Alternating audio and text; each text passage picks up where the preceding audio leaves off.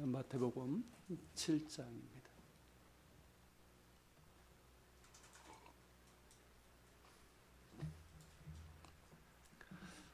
마태복음 7장 24절부터 27절까지 찾으신 줄 알고 저와 함께 같이 교독하시겠습니다. 그러므로 누구든지 나의 이 말을 듣고 행하는 자는 그 집을 반석 위에 지은 지혜로운 사람 같으리니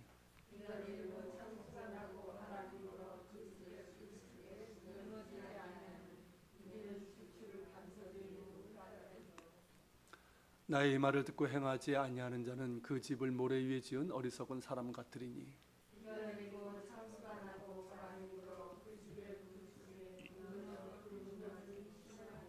아멘.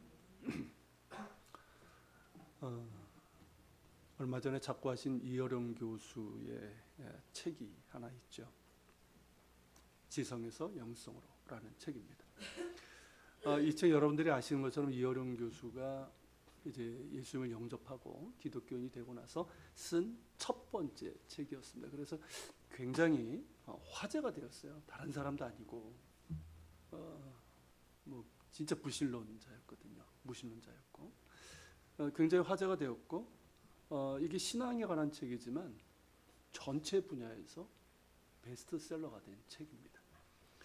읽어보신 분은 알겠지만 이 책을 읽으면 참 맛깔스러운 밥을 먹는 듯한 느낌이에요. 그러니까 이어령 교수의 책이 다 그래요. 이분이 이제 뭐 언어학자이고 당대 최고의 지성이라고 하잖아요. 이분의 책을 읽어보면 참 그 표현력이나 뭐 사용하고 있는 그 이제 단어들 이런 걸 보면 참 맛깔스럽습니다. 그리고 이제 책의 제목처럼 이어령 교수는 어떻게 해서 자신이 지성에서 영성으로 넘어가게 되었는지를 말하고 있어요. 그리고 이제 이 책뿐만 아니라 그 이후에 다른 책들 그리고 이제 그분의 강연에서도 늘 이제 지성의 한계를 얘기합니다. 그러면서 이제 영성의 중요성을 강조를 해요. 자신은 이제 평생을 이제 이성과 지성 사이를 방황을 했는데 거기에 이제 참된 진리가 있는 줄 알았단 말이죠. 그렇지만 거기에는 해답이 없었다는 거예요. 오히려 삶의 근본적인 고독과 한계를 경험하게 되었고 그것이 하나님을 찾는 영성으로 나아가는 눈을 열게 해주었다는 겁니다. 그러니까 이런 점에서 보면 C.S. 루이스와 좀 비슷한 점이 있어요. 그러면서 그는 지성의 한계를 아직도 깨닫지 못하고 여전히 지성을 갈구하면서 영성을 놓치고 있는 이 시대가 안타깝다라는 얘기를 합니다. 이어령 교수의 예를 들었는데 우리가 많이 듣는 말, 특히 이제 20세기에서 21세기 이제 넘어오면서 우리가 많이 듣게 되는 말이 영성이라는 말입니다. 21세기를 이제 영성의 시대라고 부릅니다. 이미 오래전에 미래학자인 엘빈 토플러 아시죠? 제3의 물결 이런 책을 썼던 유명한 분인데 이분도 이제 제5의 물결은 영성이 될 것이라고 전망을 했고 그리고 하버드 대학의 이제 교수 하비 콕스 역시 21세기는 영성의 시대가 될 것이라고 전망을 했습니다. 여기서 질문해 봅시다. 무엇이 영성일까요? 무엇이 영성입니까?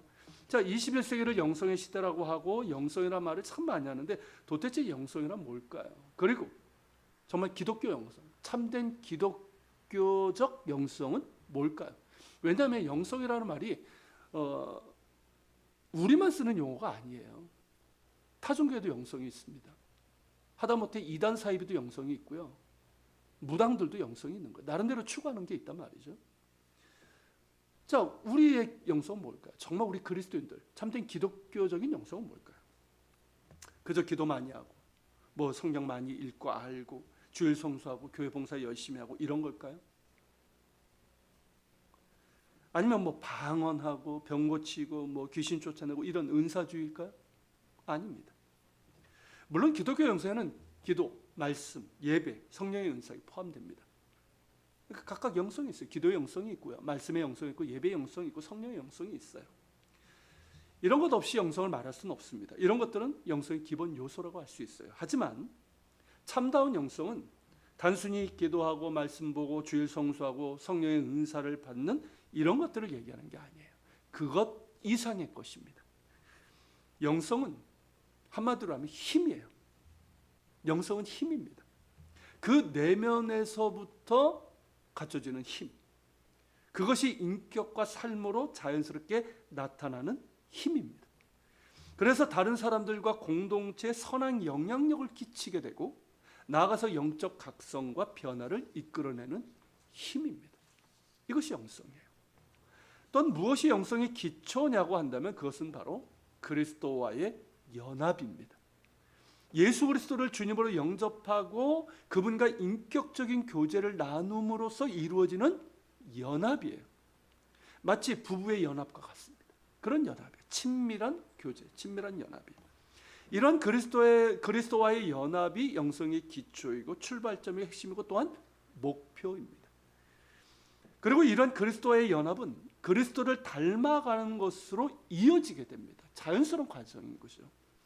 예수 그리스도의 인격과 삶을 닮아가는 것은 물론이거니와 예수님께서 우리에게 가르쳐주신 그 가르침들, 정신들, 가치관 이런 것들을 가지고 그대로 살아가는 것을 말합니다.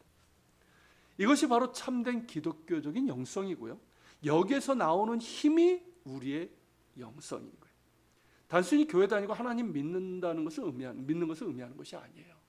아무리 교회 어렸을 때부터 다니고 정말 나는 믿는다 뜨겁다 해도 이런 핵심이 이런 내용이 없다면 그건 기독교적인 영성, 그 힘을 낼 수가 없는 거예요.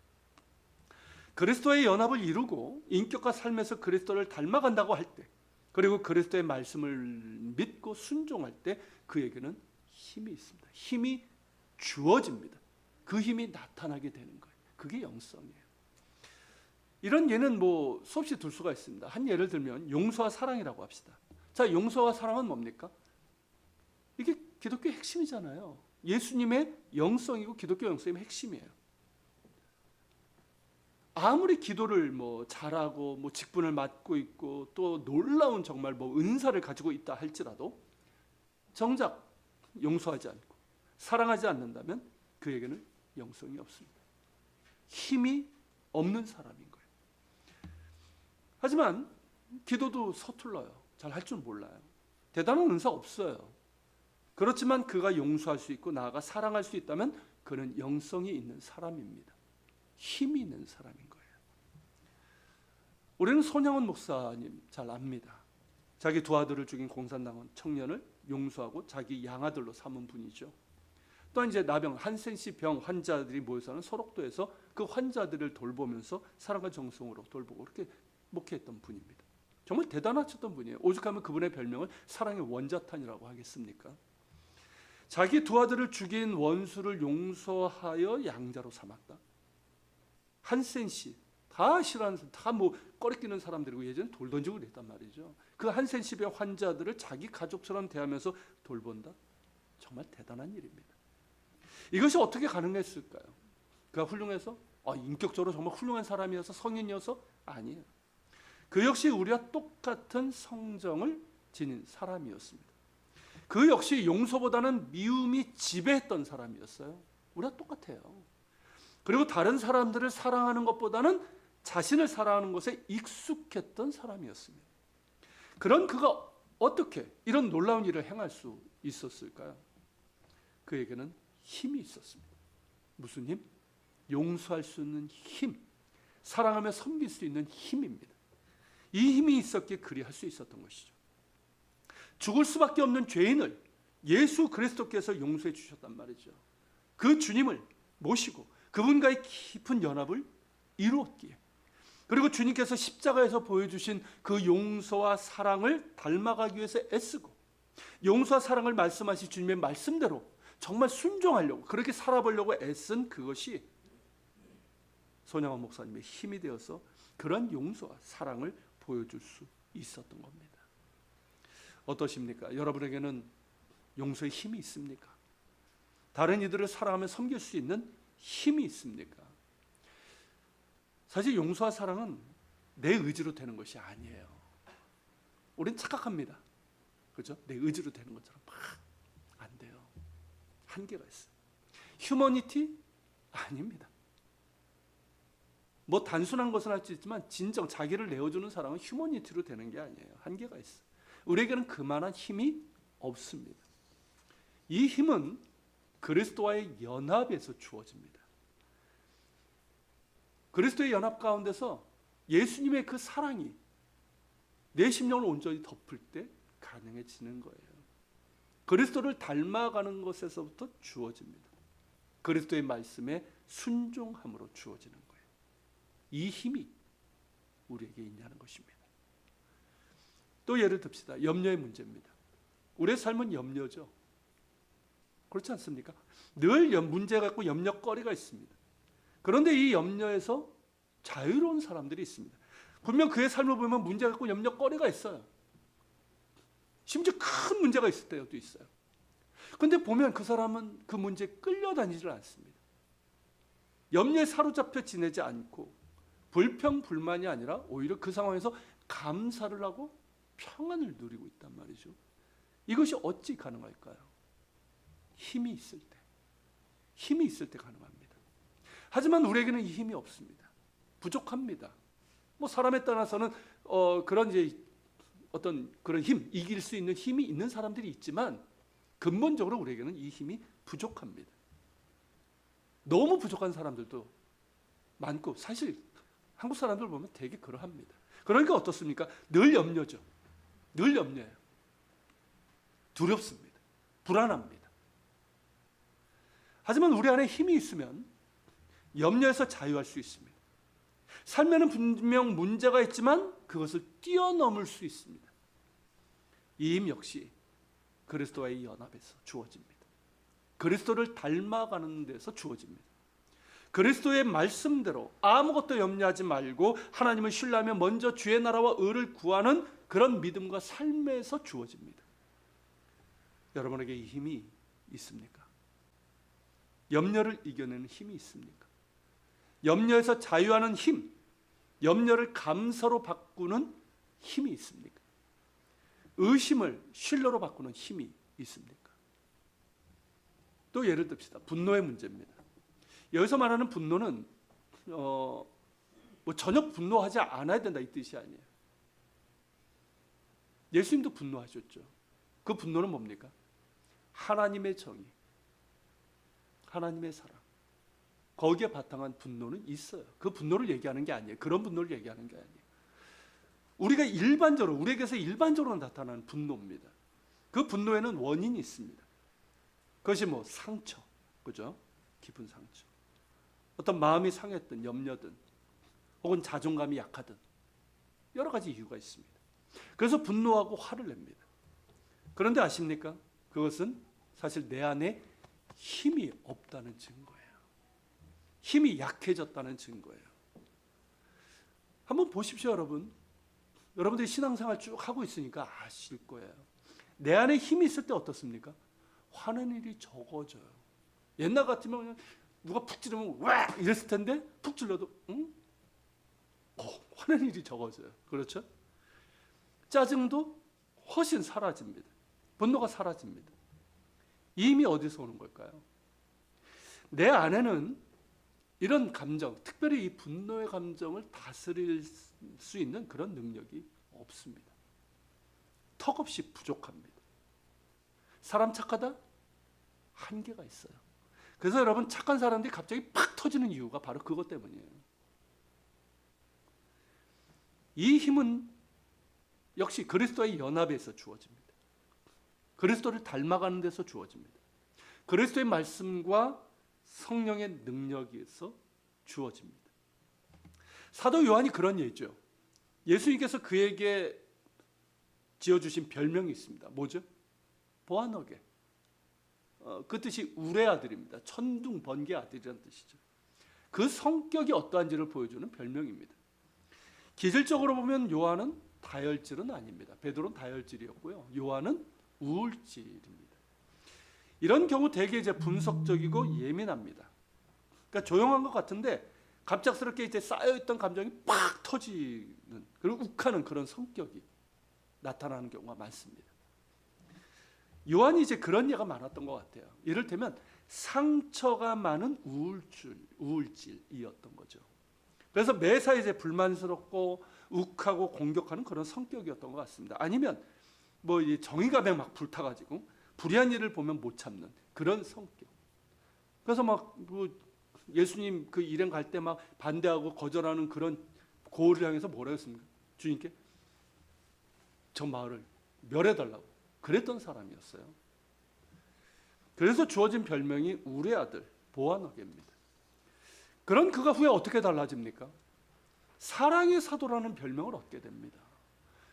그의 서신 요한 1, 2, 3서를 봐도 그가 얼마나 깊이 하나님의 사랑을 체험을 했고 그 사랑을 실천하며 살았는지를 알 수가 있습니다. 예전에 상처 많고 불만도 많아서 자주 욱하고 화를 내던 보아너게가 아니었습니다. 무엇으로 가능했을까요? 그에게 힘이 생겼음을 의미합니다. 예전에는 없었던 힘, 즉 자신의 상처가 치유되고 분노의 감정까지도 덮을 수 있는 힘이 생겼다는 거죠. 바로 그리스도의 사랑입니다.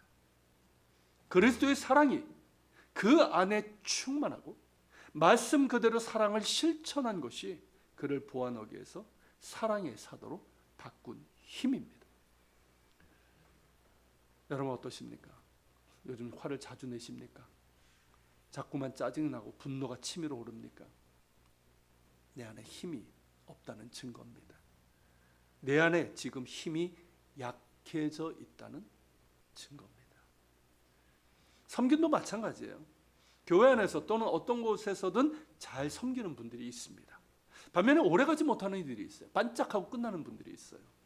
어떤 상황 가운데서도 묵묵히 한결같이 잘 섬기는 이들이 있는가 하면 자신의 감정과 상태에 따라 달라지고 상대방의 반응에 따라 달라지는 사람들이 있습니다. 왜 이런 섬김, 묵묵히 한결같이 섬기는 이런 섬김을 잘 못하는 걸까요? 다른 건 아니에요. 내 안에 힘이 없기 때문입니다. 내가 좋아서 하는 섬김, 상대방의 긍정적인 반응 때문에 하는 섬김은 어렵지 않아요. 그런 건 뭐 그렇게 힘이 필요하지도 않습니다. 그러나 어떤 상황 가운데서도 한결같고 상대방의 반응과 상관없이 지속적인 섬김을 할 수 있으려면 힘이 있어야 돼요. 이 힘도 그리스도와의 연합에서 주어집니다. 그리스도를 닮아가는 데서 주어집니다. 그러니까 은혜로 되는 거예요. 사랑으로 되는 것이고 또 그리스도의 말씀대로 섬김을 실천하는 데서 예수님께서 그렇게 하셨으니까 겸손히 낮추시고 남의 발을 제자들의 발을 씻기셨잖아요. 주님께서 보여주신 그 모습대로 또 말씀대로 섬김을 실천하는 데서 주어지는 힘이에요. 이 힘이 있습니까?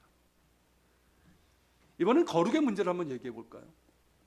교회를 다니면 참 많이 듣는 말이 거룩이죠. 하나님이 우리를 거룩하게 구별했으니까 거룩한 삶을 살아가십시오. 이런 거룩한 삶을 살아가라는 요청을 많이 받게 됩니다. 그런데 실제로 어떠합니까? 특히 남자분들, 뭐 여자분들도 비슷하지만 거룩한 삶을 살고 있습니까? 정말 죄와 탐욕과 거짓과 불의와 음란함에서 구별된 거룩한 삶을 살고 있습니까? 왜 그렇게 못 사는 걸까요? 힘이 없어서 그래요. 거룩은 말에 있는 것이 아니라 힘이 있어야 합니다. 여러분에게 거룩의 힘이 있습니까? 죄에서 구별될 수 있는 그 힘, 탐욕을 따르지 않을 수 있는 힘, 거짓과 불의를 물리칠 수 있는 힘, 성적인 음란함에서 구별하고 물리칠 수 있는 거룩의 힘이 있습니까? 이 힘은 어디서 올까요? 그리스도의 연합에서 주어지는 거예요. 예수님의 그 순전한 사랑과 그분의 거룩하심으로 옷 입을 때 주어지는 거예요. 예수님을 닮아감으로 인해서 그분의 거룩하심을 닮아갈 때, 그분의 온전한 사랑을 닮아갈 때 주어지는 거예요. 그리스도의 말씀을 듣고 순종함으로 또한 성령의 능력을 의지하면서부터 오는 것입니다. 우리 그리스도인들에게 이 거룩의 힘이 없다면 어찌 될까요? 세상에서의 영향력, 소금과 빛이 되는 것 다른 것 아닙니다. 이 힘이 있어야 되는 거예요. 힘이 있어야지 세상 가운데서 내가 살아가는 그 삶의 현장, 직업의 현장에서 사람들과의 관계에서 선한 영향력을 끼치고 거룩한 영향력을 끼칠 수 있는 것이죠. 힘이 없는데 뭘 할 수 있습니까? 힘이 있어야지 세상에서 소금과 빛이 될 수 있는 것이고 영적 각성과 변화를 이끌어낼 수 있는 것이죠. 아무리 교인이라 해도, 심지어 목사라 해도, 그리고 교회라 해도 이 힘을 잃으면 이 힘이 없으면 하고 싶어도 할 수가 없습니다. 여러분 어떠십니까? 이 힘이 있습니까? 오늘 많은 교인들의 문제가 뭡니까? 교회들의 문제가 뭡니까? 이 힘이 너무 약해져 있다는 거예요. 이 힘을 잃어가고 있다는 것이죠. 영성은 말하는데 참된 영성이 없습니다. 영성이 흉내는 내는데 영성에 힘이 없습니다. 경건의 모양은 있는데 경건의 능력이 없습니다. 오늘 우리는 우리 자신을 한번 진지하게 돌아보면서 질문해야 됩니다. 나에게 이러한 영성의 힘이 있는가? 내게 어떤 힘이 약해졌는지를 돌아봐야 됩니다. 그리고 다시금 주님의 말씀을 들으며 힘을 갖기 위해 결단하고 노력해야 할 것입니다. 오늘 본문에서 말씀하신 바가 그겁니다. 힘이 있어야 된다는 거예요. 본문에 보면 두 종류의 집 짓는 사람이 나오죠. 워낙 유명한 비유여서 아실 겁니다. 반석 위에 집을 지은 사람과 모래 위에 집을 지은 사람이에요. 먼저 이 말씀의 배경을 좀 알 필요가 있습니다. 자, 비가 내리고 창수가 나고, 창수가 이제 그 홍수까지는 아닌데 갑자기 물이 범람하는 걸 말합니다. 자, 창수가 나고 바람이 불면 그 집이 부딪힘에 반석 위에 지은 집은 무너지지 아니하고 모래 위에 지은 집은 심하게 무너진다라고 하셨는데, 여기에는 이스라엘이라고 하는 지리적인 배경이 있습니다. 우리하고 좀 다르단 말이죠. 자, 이스라엘은 건기와 우기가 뚜렷하게 구별되는 지역입니다. 지금이 우기 거의 끝물이에요. 자, 우기라고 해서 한국에서처럼 아주 큰 비가 오는 것이 아닙니다. 뭐 장마가 있거나 뭐 태풍이 오거나 이런 지역이 아니에요. 비가 와도 그렇게 많지 않고 여러 날 내리지 않습니다. 그런 특징을 갖고 있지만 어느 지역에 집을 짓느냐에 따라서 그 안정성은 크게 달라질 수가 있습니다. 이스라엘은 지금도 그렇지만 특히 성경시대 유대인들은 보통 산 위에 집을 지었습니다. 우리나라는 산 위에 집을 지을까요? 화전면이 아닌 이상 산 아래 짓습니다. 근데 이스라엘은 위에 짓습니다. 평지에서도 조금 높은 곳에 짓습니다. 뭐 더운 날씨 때문이기도 하고 방어를 위해서입니다. 그리고 이스라엘 산 자체가 그러합니다. 대개 돌산이고 바위산입니다. 흙이 그렇게 깊지 못합니다. 그런 곳에 집을 짓는 것은 바위를 쪼고 그리고 이제 기초를 세워야 되는, 그렇잖아요. 바위를 파는 거 지금도 그렇잖아요.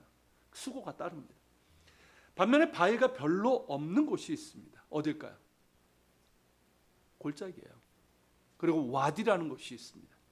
와디는 이제 우기 때는 물이 흐르지만 건기 때는 말라 있는 골짜기. 그래서 한자로 이제 건천, 계절천이라고 하는데, 이 와디의 바닥이나 그 주변이 그러합니다. 여기는 어떻습니까? 퇴적물이 있으니까 흙이 부드럽고 바위도 별로 없어요. 그러니까 집 짓고 기초 짓는데 쉬워요. 그냥 다지고 그냥 기둥만 꽂으면 되는 거예요.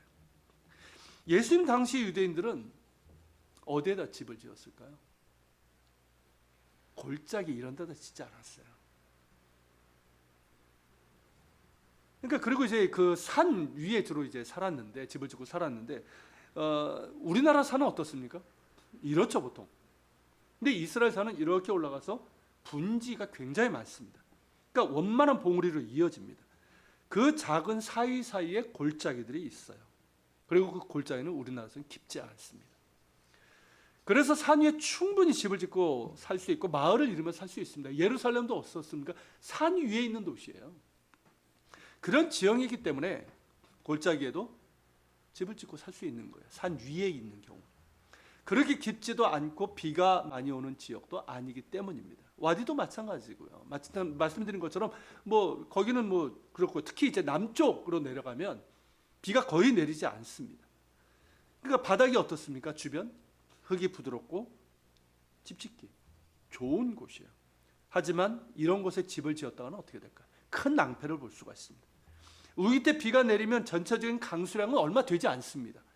하지만 산의 경우는 돌산이기 때문에 어떨까요? 나무가 그렇게 많지 않고요. 비가 조금 내릴 때는 기본적으로 석회암이니까 물이 흡수가 됩니다. 그런데 조금이라도 많이 내리면 이 빗물은 땅에 흡수되지 못한 채로 그대로 골짜기 쪽으로 흐르게 됩니다. 골짜기는 깊지 않은데 물이 골짜기 쪽으로 흐르면 어떨까요? 갑작스런 홍수가 납니다. 그게 예수님께서 말씀하신 창수가 나고 이 뜻이에요. 자, 사진으로 보시는 것처럼, 자, 이게 예루살렘이에요. 2019년도인가? 그때 이제 낮은 지역들, 이게 창수가 난 겁니다. 한 칸 더 내려보세요. 그래가지고 이렇게 차가 휩쓸릴 정도로, 쓸려갈 정도의 이런 창수가 난 거예요. 제가 이스라엘 살 때도 이런 그때는 다행히 제가 다른 지역에 살았는데 이 뉴스를 접한 적이 있었어요. 와디의 경우도 그렇습니다. 그 지역 자체는 비가 내리지 않거나 와도 조금밖에 안 내립니다. 그런데 갑작스러운 범람이 생길 때가 있어요. 왜일까요? 높은 지역, 특히 이제 북쪽은 좀 더 강수량이 있는데 그쪽 산지에서 많은 비가 내린 거예요. 그것이 그 빗물이 쫙 밑으로 내려와서 이 와디 골짜기로 내려온 거죠. 그렇게 되면 어떻게 되냐면 이 사해 같은 경우 갑자기 푹 떨어지거든요. 여긴 사해 쪽은 비가 안 오는데 도로가 물에 잠겨버려요. 그 산지에서 내려온 물 때문에. 그리고 이제 남쪽 네게브 와디 같은 경우에도 위에서부터 물이 콸콸콸 내려옵니다. 그거 보러 사진 찍으러 가는 사람들도 있고 굉장히 위험한 장면이. 한번 보시겠어요? 이겁니다. 이게 와디의 물이 주변은 다 말라 있는데 여기만 물이 한참 더 내려오죠. 이렇게 차가 휩쓸려가는 이런 장면. 우리나라에서는 볼 수 없는 장면이죠. 그러니까 물 한 방울 없이 말라있던 그런 와디인데 멀리서부터 물이 밀려옵니다. 삽시간에 와디를 덮고 주변까지 물이 덮칩니다. 그래서 이런 차량이 있으면 떠내려가는 거죠. 이런 현상이 일어나는데 이것이 예수님께서 말씀하신 창수가 나고 라는 그 표현입니다. 우리나라의 홍수로 인한 범람과는 좀 다른 거예요. 보통 때는 안전한 곳으로 여겨지는 곳이에요. 그리고 비가 오는 우기 때도 비교적 안전한 지역입니다. 그래서 괜찮겠네 생각할 수 있는 곳이에요. 하지만 비가 조금이라도 많이 내리면 골짜기로 밀려드는 빗물로 인해서 순식간에 범람하는 지역입니다. 이런 지형적인 배경을 가지고 우리가 본문을 보면 이해가 쉬워집니다. 이것을 들은 유대인들은 금방 이해가 됐을 거예요. 자, 우리나라처럼 매년 홍수가 있는 지역에서는 상습 범람 지역에 좋은 집을 짓지 않습니다. 그러나 이스라엘은 이런 일들이 드물게 일어나기 때문에 이런 곳에 집을 지을 수도 있는 거예요. 하지만 드물지라도 그런 범람이 일어나는 것을 아는 사람들은 결코 그런 곳에 집을 짓지 않습니다. 이게 지혜로운 사람인 거죠. 비가 내리고 창수가 나고 바람이 분다는 것은 위기를 말합니다. 두 가지 위기를 말씀하시는 거예요. 첫째는 종말론적인 위기고 두 번째는 삶의 위기를 얘기하는 겁니다. 자, 종말론적 위기는 뭘까요? 예수님께서 다시 오실 때 심판을 말합니다. 더불어서 우리 개인의 종말도 있어요. 즉 우리가 세상을 떠날 때, 우리가 죽어서 세상을 떠날 때 우리는 주님 앞에 서게 됩니다. 심판을 받게 됩니다. 그럴 때를 말하는 거예요. 자, 이 땅에 살 때는 폼나게 산 것 같고 괜찮게 산 것 같고 나름대로 인생의 집을 잘 지은 것 같은데 그 자체가 와디의 모래 위에 지은 것 같아서 창수가 나고 무너지는 것처럼 심판을 받아 멸망당하는 이들이 있을 것이다 라는 것이고요. 반대로 반석 위에 지어서 심판을 견뎌 영생의 길로 들어가는 이들이 있을 것이라는 말씀입니다. 어떻습니까, 여러분? 여러분들은 주님 앞에 서게 될 때, 그리고 심판의 때에 무너지지 않고 영생의 문으로 들어갈 확신이 있습니까? 내 인생의 집이 심판의 때 잘 버틸 것 같습니까? 우리 모두가 심판의 때 영생의 일로 들어갈 수 있는 그런 반석과 같은 믿음이 있기를 축원합니다. 인생의 위기에서는 어떠합니까? 누구나 삶의 위기가 찾아옵니다. 크고 작은 문제가 있고 위기가 있습니다. 작은 위기는 그런 대로 버틸 수 있어요. 견딜 수 있습니다. 그런데 정말 큰 위기 앞에서도 이겨낼 자신이 있습니까? 사실 이거는 자신감의 문제가 아니에요. 힘의 문제예요. 그러니까 인생의 큰 위기 앞에서 창수가 나는 그런 상황에서 무너지지 않고 이겨낼 수 있는 힘이 있는가 하는 것입니다. 그 사람에게 정말 힘이 있는지, 즉 믿음의 힘, 영성의 힘이 있는지는 문제를 대하는 태도를 보면 압니다. 문제의 상황에서, 위기의 상황에서 그가 어떻게 하는지를 보면 압니다. 크고 작은 문제의 상황, 위기의 상황에서 그가 보여주는 모습이 그가 가지고 있는 힘이 어떠한지를 알 수가 있는 거예요. 앞에서 이미 말씀드린 것처럼 어떤 문제 앞에서 염려하고 걱정하고 두려워하고 벌벌 떤다면 힘이 없다는 것이고요. 반대로 그 가운데서도 감사하고 평안할 수 있다면 힘이 있다는 것이죠. 그리고 또 다른 예를 한번 들어봅시다. 예전에 제가 섬기던 교회들, 제가 다녔던 교회들에서 참 종종 봤던 모습이고 너무나 한심스러운 그런 모습이었습니다. 교인들 중에서 특히 이제 중직자들이 자녀들의 결혼을 앞두고 뭐 사주팔자, 궁합을 보고 이사를 가는데 뭐 손 없는 날 이런 것들을 보는 경우를 종종 봤습니다. 보통들은 믿음이 있는 것 같은데 중요한 일 앞에서는 그렇게 합니다. 좋은 게 좋은 거지 하면서 말이죠. 어떻습니까? 어디뿐입니까? 앞서 말한 것처럼 물질의 사용에 있어서, 용서와 사랑에 있어서, 그리고 염력, 정직, 거룩한 삶에 있어서 여지없이 무너지는 모습을 자주 봅니다. 그렇다면 이보다 더 큰 인생의 위기가 찾아왔을 때 어찌할까요? 인생의 위기에서 뭐 하나님을 찾는다고 하지만 과연 그럴까요? 고통 앞에서 과연 그럴 수 있을까요? 아닙니다. 힘이 있는 자만이 인생의 위기 앞에서, 고난 가운데서 이겨낼 수 있는 겁니다. 극심한 위기와 고난 가운데서도 감사할 수 있고 찬송할 수 있고 견뎌서 마침내 승리할 수 있는 것입니다. 힘이 있어야지만 이 고난이라고 하는 용광로에서 영혼의 불순물이 빠져나가 정금같이 나올 수 있는 거예요. 아무나 그렇게 되는 게 아니에요. 이 힘이 없으면 고난이라는 용광로에서 다 타버리고 맙니다. 이 힘이 있어야 합니다. 예수님의 말씀은 우리에게 이 힘이 있냐는 것이, 더불어 이런 힘을 어떻게 해야 가질 수 있고 키울 수 있는지를 말씀하고 계십니다. 어떻게 해야지 이런 힘을 가질 수 있을까요? 예수님께서는 아주 분명하고 확실하게 말씀하십니다. 무엇입니까? 나의 이 말을 듣고 행하는 자가 되라는 겁니다. 예수님께서 가르쳐 주신 모든 말씀들을 말하지만 이 부분이 산상수훈의 결론 부분이니까 특별히 산상수훈을 통해서 하신 말씀들을 잘 듣고 행하는 자가 되라는 것이죠. 그럴 때 우리 안에 힘이 생긴다는 거예요. 한번 집에 돌아가서 산상수훈을 찬찬히 한번 읽어보십시오. 예수님께서 말씀하시는 게 뭔지 다 힘의 문제를 얘기하고 있어요. 너에게 이 힘이 있느냐? 주님의 말씀을 듣고 그대로 행하는 순종이 우리에게 힘을 줍니다. 믿음을 자라게 합니다. 영적인 근력을 키워줍니다. 그래서 순종 자체가 힘인 거예요.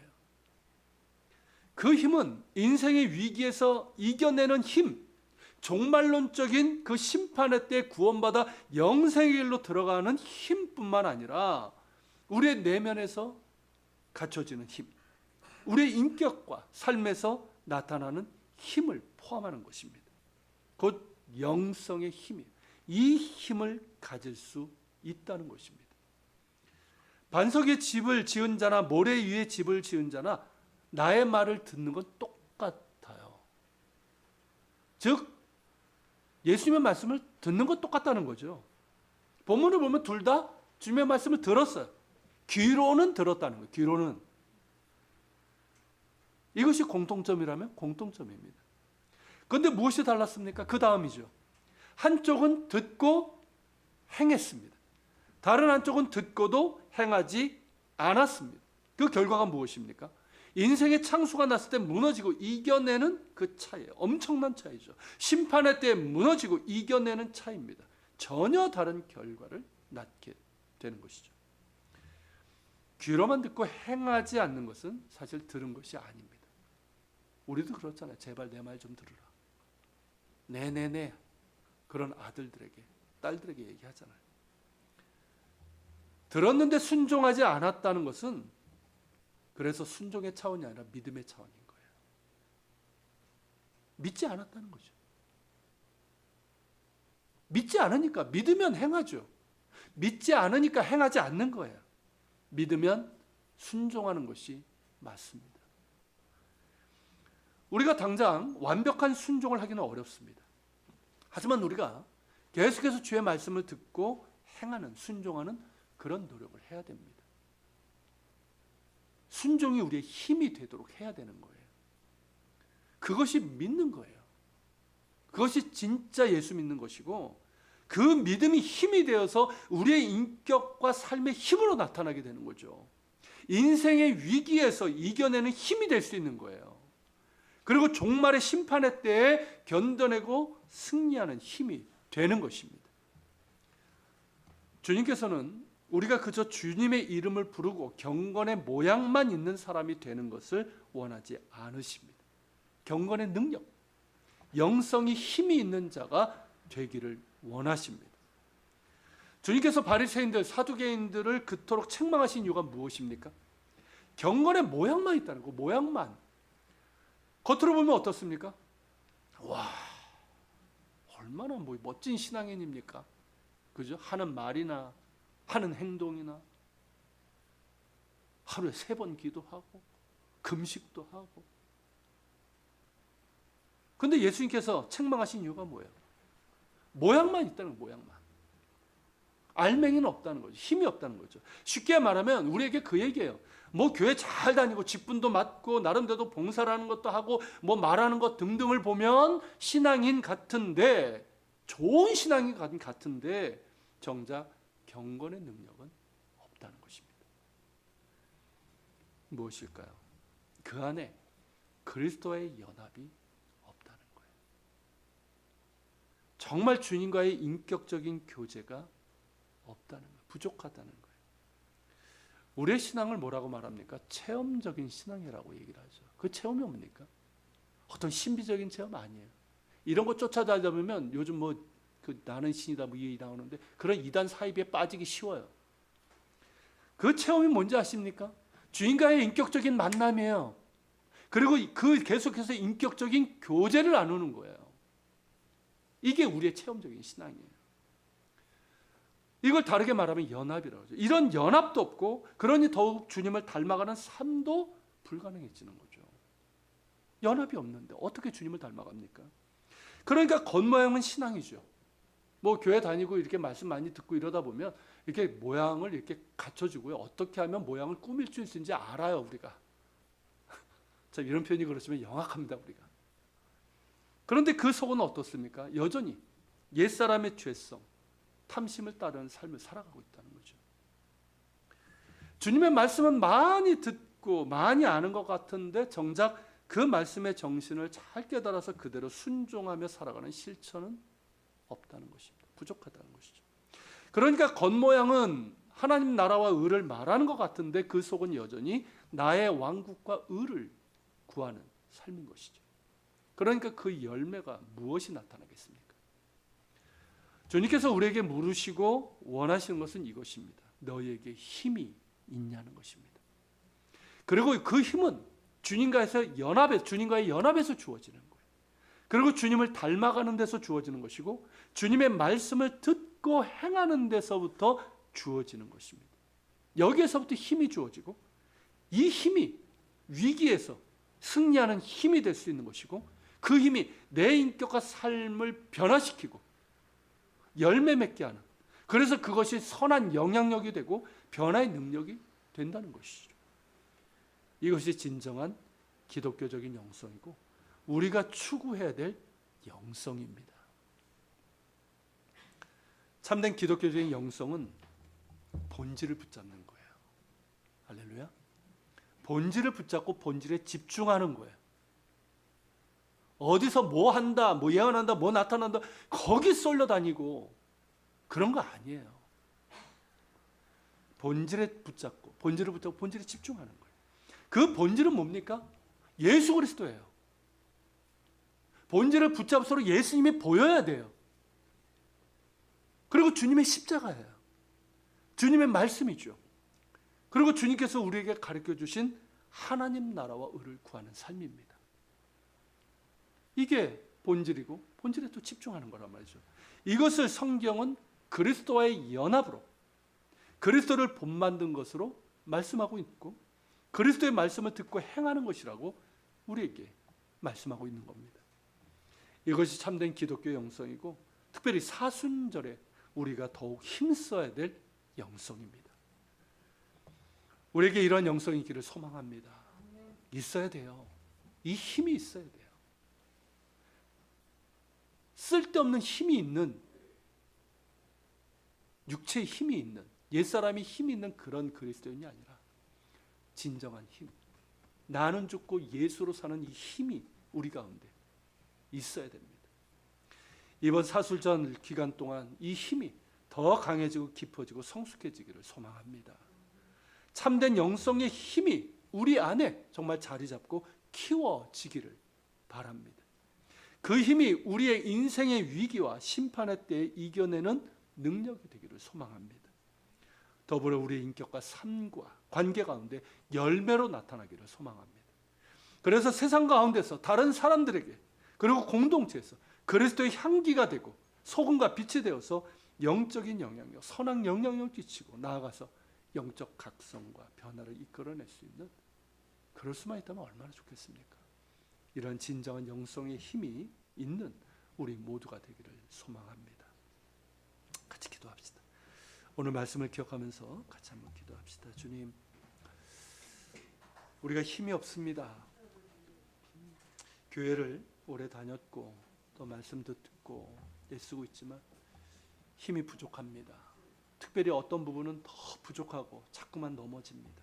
우리를 긍휼히 여겨 주옵소서. 우리가 힘이 있길 원합니다. 그러기에 더욱더 주님과의 친밀한 연합에 힘쓰길 원합니다. 내가 죽고 예수로 사는 사람 되길 원합니다. 주님을 닮아가는 사람 되길 원합니다. 주님의 말씀을 듣고 머리만 커지는 사람이 아니라 순종함에 행하는 가운데 우리의 근력이 건강한 그런 사람 되길 원합니다. 그래서 주님, 열매 맺고 세상에 소금과 빛이 되고 그리스도의 향기가 되는 그런 사람 되길 원합니다. 우리 같이 기도하며 주님 앞에 나아갑시다. 사랑하는 주님, 이 시간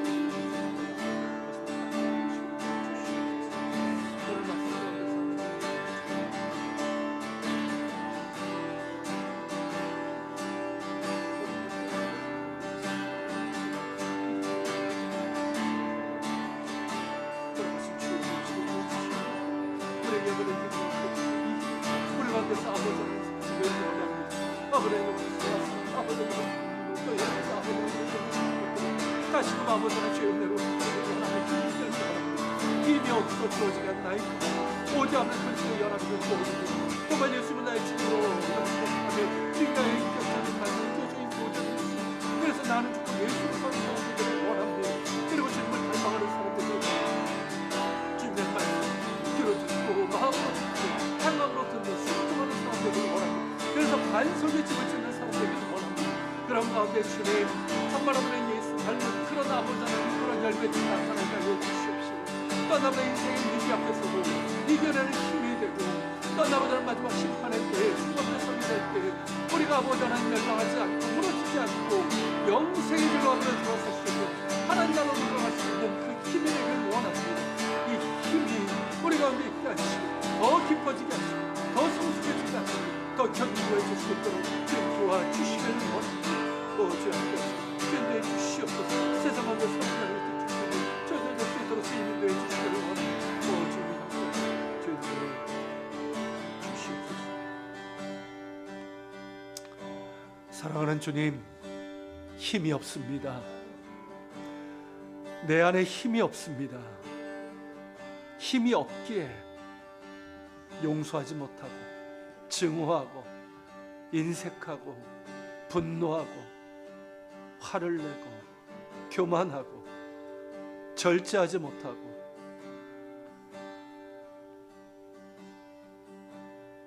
그 더러움 가운데 나를 던지고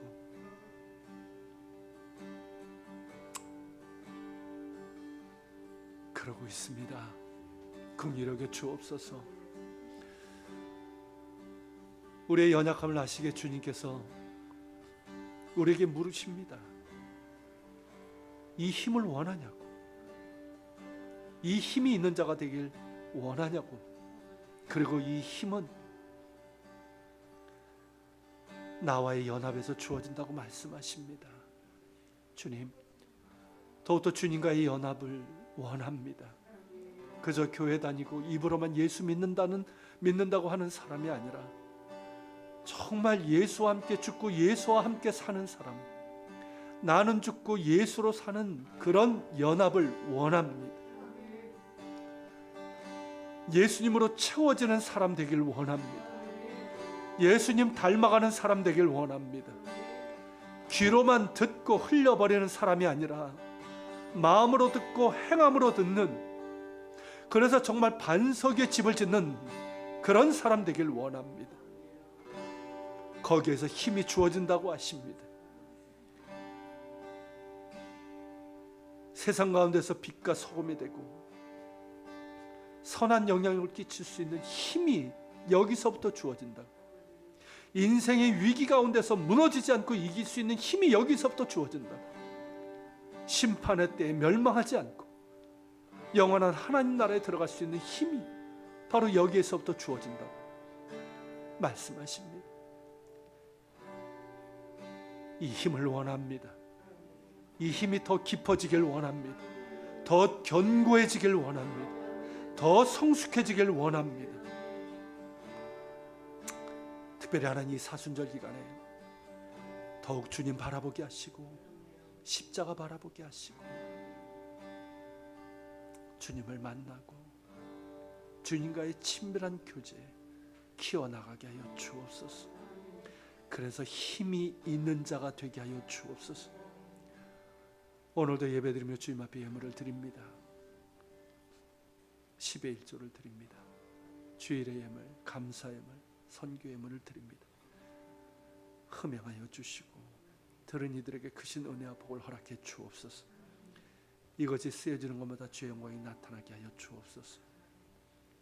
이제는 우리 주 예수 그리스도의 은혜와 아버지 하나님의 그 크신 사랑과 성령님의 감화감동 교통 역사하심이